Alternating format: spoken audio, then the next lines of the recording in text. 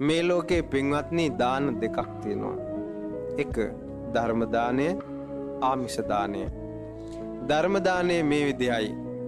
බුදුරජාණන් වහන්සේ වදාලා කෑම බීම දුන්නොත් බලය ලැබෙයි. අන්නදු බලදෝ හෝති. ඇඳුම් පැළඳුම් දන් දුන්නොත් ලස්සන ලැබෙයි. වන්නදෝ හෝති වත්තදෝ. වස්ත්‍ර දුන්නොත් ලස්සන ලැබෙනවා.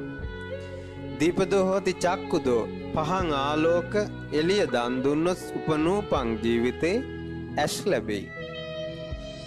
සංඝයා විශේෂයි කුටි සෙනසුන් හදලා ආරාම හදලා පූජා කළොත් ආවාස දන් දුන්නොත් උපනූපන් ජීවිතේ බුදුරජාණන් වහන්සේ වදාලා සියල්ලම ලැබෙයි.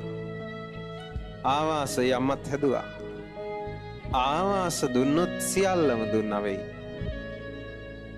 යාන වාහන දන් දුන්නොත් සැප දන් දුන්නා වෙයි.